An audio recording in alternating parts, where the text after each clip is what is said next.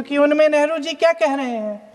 There is no doubt that the present outcry against Vande Mataram is to a large extent a manufactured one by the communalists.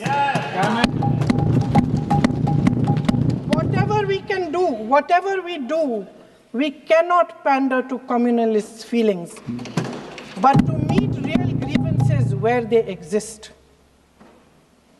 I have decided now to reach Calcutta on the 25th morning. This will give me time to see Dr. Tagore as well as other friends. समझ रहे हैं आप? प्रधान चुप है तो समझ ही गए होंगे। फिर क्या होता है? फिर नेहरू जी कलकत्ता जाते हैं और गुरुदेव जी से मिलते हैं, और उसके अगले दिन गुरुदेव जी एक चिट्ठी लिखते हैं जिसमें वो लिखते हैं, अंग्रेजी में चिट्ठी है, उसका एक अंश मैं आपको हिंदी में बता देती हूँ, जिसमें गुरुदेव जी कहते हैं कि जो दो अंतरे हमेशा गाए जाते थे उनका महत्व इतना गहरा था कि उस हिस्से को कविता के शेष हिस्से तथा पुस्तक के उन अंशों से अलग करने में उन्हें कोई कठिनाई नहीं थी। उन्होंने ये कहा कि स्वतंत्रता संग्राम में हमेशा से वही दो अंतरे ही गाए जाते थे और उनको गाते हुए कुर्बानी देने वाले सैकड़ों शहीदों के सम्मान के लिए उन्हें ऐसे ही गाना उचित रहेगा। उन्होंने यह भी कहा कि बाद में जोड़े गए अंतरों का सांप्रदायिक मायना निकाला जा सकता है और उस समय के माहौल में उनका इस्तेमाल अनुचित होगा। इसके बाद 28 अक्टूबर 1937 में कांग्रेस की कार्य समिति ने अपने प्रस्ताव में वंदे मातरम को राष्ट्रगीत घोषित किया।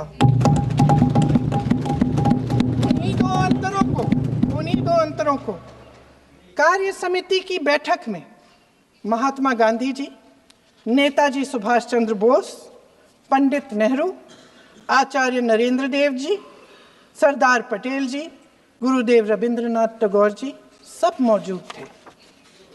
इस प्रस्ताव के ये सभी महापुरुष इस प्रस्ताव से सहमत थे।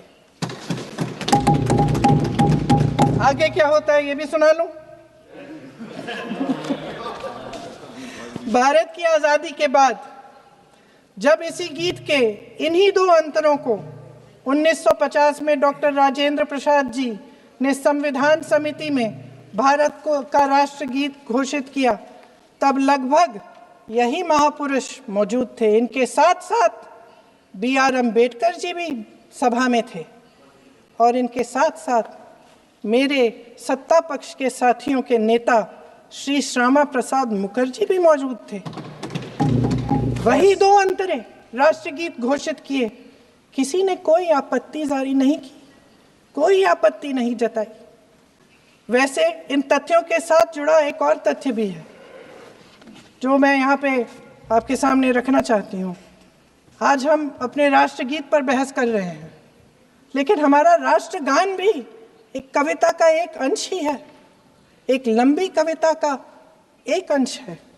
और इन दोनों राष्ट्रगीत और राष्ट्रगान के अंश को चुनने में सबसे बड़ी भूमिका गुरुदेव रविंद्रनाथ टैगोर की थी। आज जब हम वंदे मातरम की 1.5 शताब्दी की गौरवशाली यात्रा का उत्सव मना रहे हैं, तब यह सच स्वीकार करना पड़ेगा कि वंदे मातरम के साथ जो न्याय होना चाहिए था वह न्याय नहीं हुआ। आज आजाद भारत में राष्ट्रगान और राष्ट्रगीत को बराबर का दर्जा देने की बात की गई थी, लेकिन एक हमारी राष्ट्रीय चेतना का अभिन्न अंग बन गया, समाज और संस्कृति की मुख्य धारा में स्थान पा गया, वह हमारे राष्ट्रीय प्रतीकों में शामिल हो गया। वह गान था हमारा जन गण मन। लेकिन दूसरे गीत को मार्जिनाइज कर दिया गया, उपेक्षित किया गया, उसे खंडित किया गया। वह गीत है वंदे मातरम। अध्यक्ष महोदय, it was treated like an extra. वह धरती जिस पर वंदे मातरम की रचना हुई थी, उसी धरती पर वर्ष 1937 में कांग्रेस ने वंदे मातरम गीत को खंडित करने का निर्णय लिया था। और अध्यक्ष महोदय, वंदे मातरम के साथ हुए राजनीतिक छल और अन्याय के बारे में सभी पीढ़ियों को जानना चाहिए। इसीलिए इस संबंध में चर्चा हो रही है, क्योंकि यह अन्याय केवल एक गीत के साथ नहीं था, बल्कि आजाद भारत के लोगों के साथ था। अध्यक्ष महोदय, वंदे मातरम स्वयं में पूर्ण है, लेकिन इसे अपूर्ण बनाने की कोशिश की गई। वंदे मातरम हमेशा राष्ट्रीय भावना का अमर गीत रहा है, और अध्यक्ष महोदय, मैं बल देकर कहना चाहता हूं, सदैव यह बना रहेगा। दुनिया की कोई ताकत इसे कमतर नहीं कर सकती। अध्यक्ष महोदय, वंदे मातरम के साथ जो अन्याय हुआ है उसको जानना इसलिए भी आवश्यक है ताकि भावी पीढ़ियां ऐसा करने वालों की मानसिकता को, ऐसा करने वालों की सोच को ठीक तरीके से समझ सकें। और अध्यक्ष महोदय, और सबसे महत्वपूर्ण वजह यह है कि वंदे मातरम के साथ हुआ अन्याय एक आइसोलेटेड इंसिडेंट नहीं था।